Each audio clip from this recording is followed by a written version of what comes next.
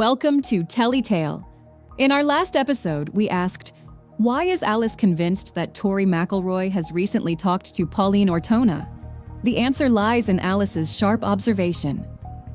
Despite their close friendship in high school, Tori showed no curiosity about Pauline's disappearance when questioned.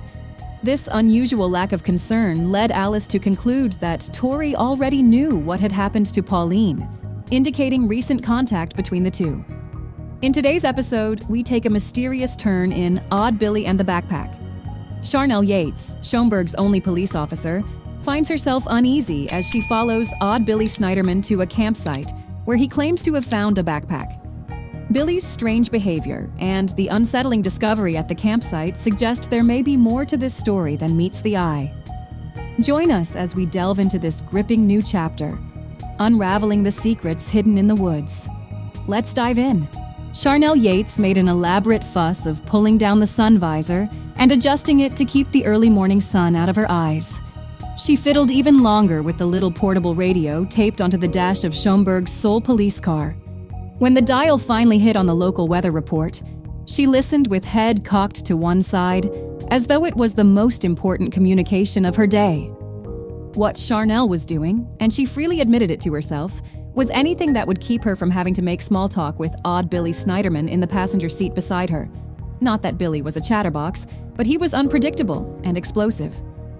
After 2 tours in Vietnam, Odd Billy Sniderman had come home to Schomburg with invisible wounds deep in his soul. "The sun we've got this morning is going to stay right up there all by itself. No clouds, you lucky people," the radio host was saying. "Pretty much a repeat of yesterday. Good stiff breeze out of the west-southwest again, and that'll keep the humidity down so you can really enjoy the day.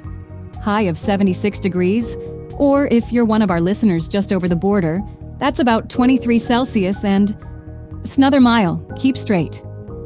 Billy spoke for the first time since they'd left the town limits. He was sitting rigidly in the seat, eyes fixed on some vague point ahead of the car. Sharnell nodded. "'Kay," she said, grateful for what appeared to be his calm. She wasn't really afraid, but there was no denying her uneasiness, and it made her miss the rest of the weather report.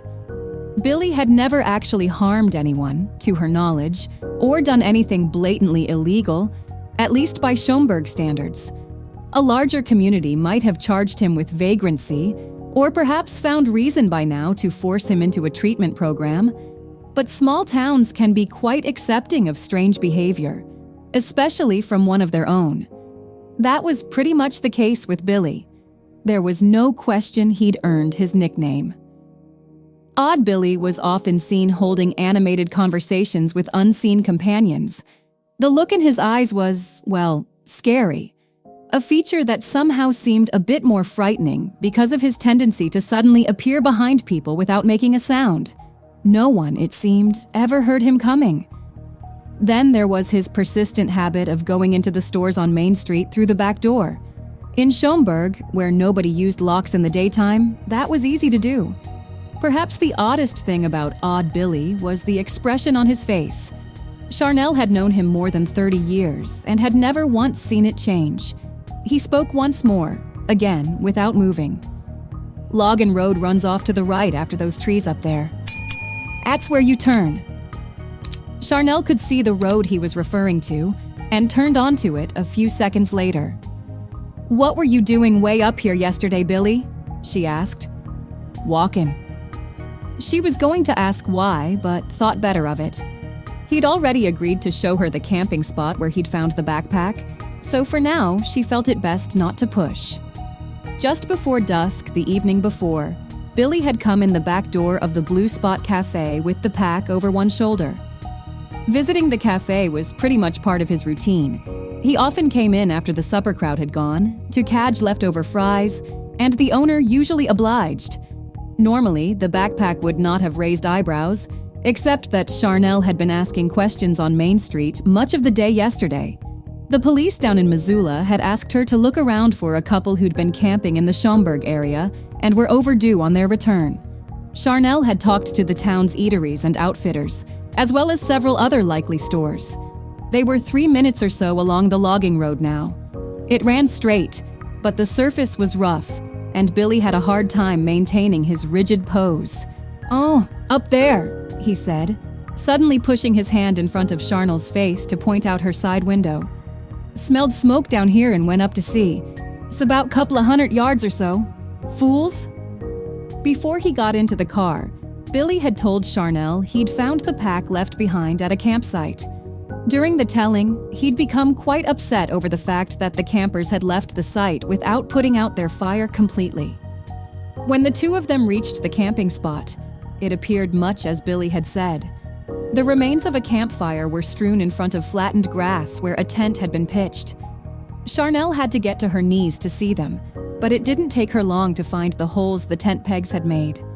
She focused the camera she'd brought with her and began to shoot the scene from various angles.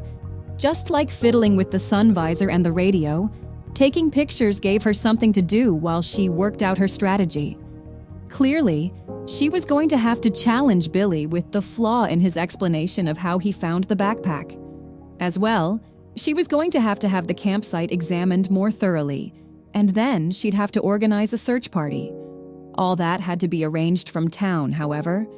For now, she felt it best to take Billy back to Schomburg before confronting him. As Sharnell Yates investigates the campsite with Odd Billy Sniderman, she begins to sense that something about his story doesn't quite add up. The details of how Billy found the backpack seem plausible at first, but there's a crucial flaw in his explanation. But here's the key question. What is the flaw in Billy's explanation of how he found the backpack? Consider the clues and the scenario we've explored. What detail might have been overlooked or misstated by Billy? Share your theories in the comments below, and stay tuned for the next episode where we reveal the truth behind this unsettling discovery. Your insights might just crack the case wide open.